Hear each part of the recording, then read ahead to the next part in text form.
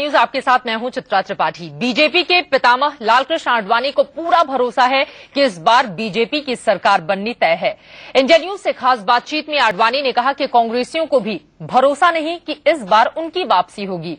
मोदी के PM in waiting बनने के बाद आडवाणी का ये सबसे पहला इंटरव्यू है। आडवाणी से इंडिया न्यूज की एडिटर न्यूज आंचल आनंद ने खास बातचीत की है, सुनिए। इंडिया शाइनिंग से लेकर मोदी शाइनिंग तक और अब की बारी अटल बिहारी से लेकर अब की बार मोदी सरकार तक 2 सीटों से लेकर बीजेपी को 182 सीटें पहुंचाने तक श्रेय जाता है लालकृष्ण आडवाणी जी को। और साथ ही साथ इन्हें प्यार से गुजरात में खास तौर से दादा कहते हैं। दादा, हमारे साथ जुड़ने के लिए बहुत बहुत शुक्रिया। 2014 के चुनाव में आपको क्या लगता है कि बीजेपी की लहर है, मोदी का अंडर करंट है, या फिर कांग्रेस ने अपने पैर में इतनी बड़ी कुल्हाड़ी मार दी है कि इनकम्बेंसी भी है 10 साल की? सबसे बड़ा फैक्टर, क्योंकि पॉलिटिकल पंडित का कहना है कि बीजेपी इस बार सरकार बनाने जा रही। मेरे लिए स्वाभाविक रूप से इस प्रकार के किसी भी सवाल का उत्तर देते हुए ध्यान केवल अभी के चुनाव पर या पिछले चुनाव पर नहीं रहता, लेकिन क्योंकि मैंने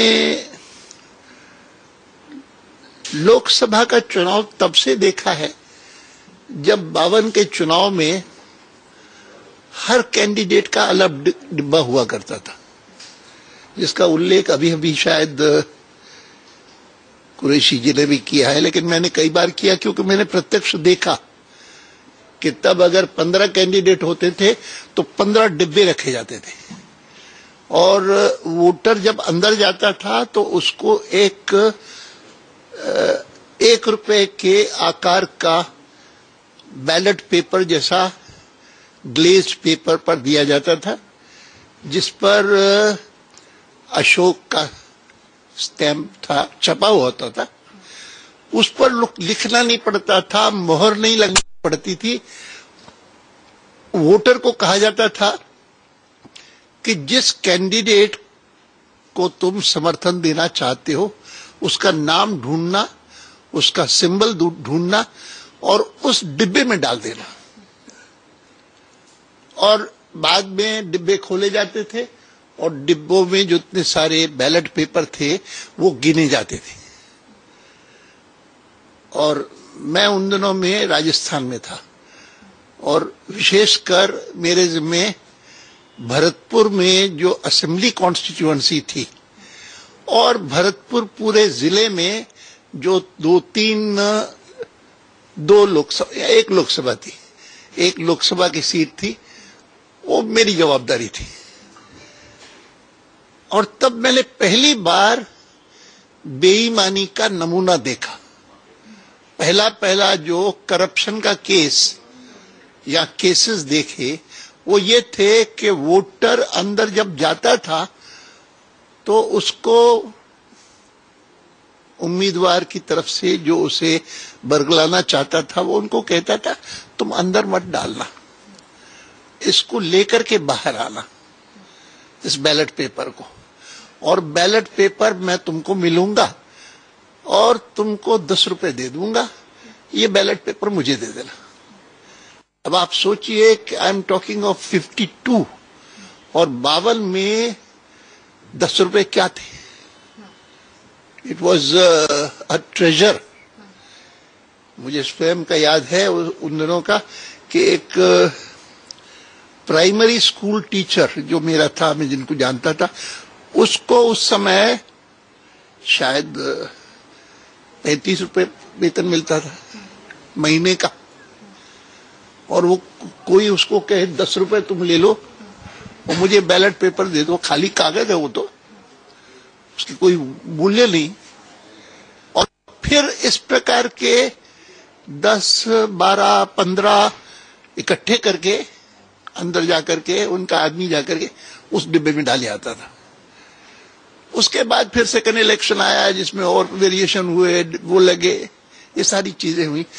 तब से लेकर के आज तक मैं देखता आया हूं, और इसीलिए अगर कोई ये सवाल पूछता है तो मैं सोचता हूं कि बाकी इलेक्शंस में और इसमें इलेक्शन में फर्क क्या है। सबसे बड़ा फर्क यह है कि आपको मिलेगा ही नहीं ऐसा जो कहे कि इस बार कांग्रेस पार्टी की सरकार फिर से आने वाली है। ईमानदारी की बात करो तो कांग्रेस वाला भी नहीं कहेगा, वो भी संकोच करता है। ये जो अचानक वो जो भगदड़ चली है ना, बीजेपी ज्वाइन करो, ये अनायास नहीं है। और इसीलिए मैं सवाल पूछता हूं आज अपने लोगों से, तो मैं ये सवाल नहीं पूछता हूं कि कितनी सीटें आएंगी, क्या आएंगी। मैं उनको कहता हूं कि ऐसा तो नहीं कि हमको ओवर कॉन्फिडेंस हो रहा है, ऐसा तो नहीं है कि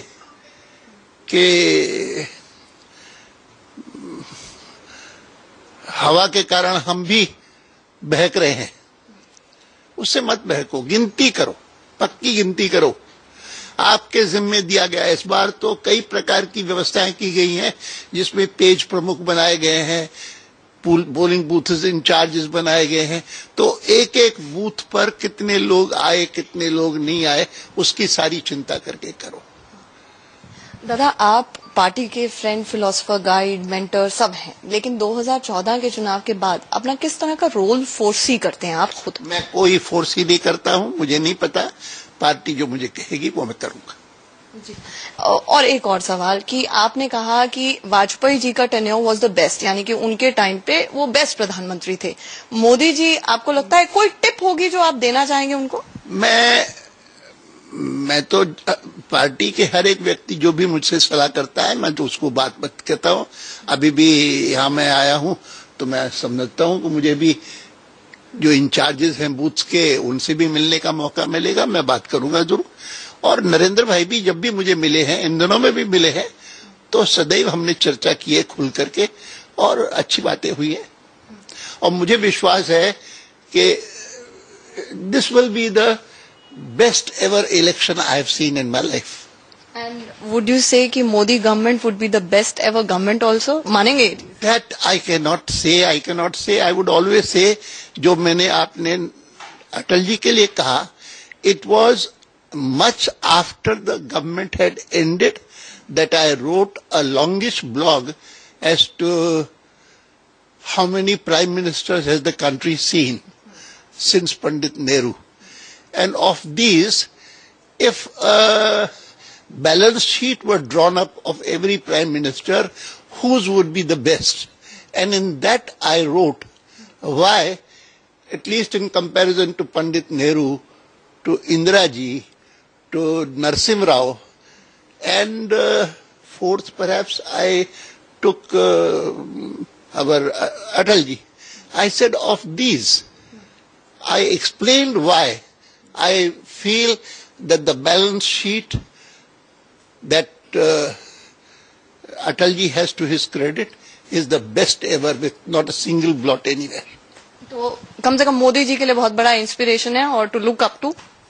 I said it at another place that apart from prime ministers, I would say that if I were to identify role models for people in public life and particularly for my own party, I would name Deen Dayal Upadhyay, Atal ji, Kushabhau Thakre, Nanaji Deshmukh. हमसे बात करने के लिए बहुत बहुत शुक्रिया. तो आपने सुना आडवाणी जी का क्या कुछ कहना था. कैमरामैन मोहित के साथ आंचल आनंद, इंडिया न्यूज, अहमदाबाद.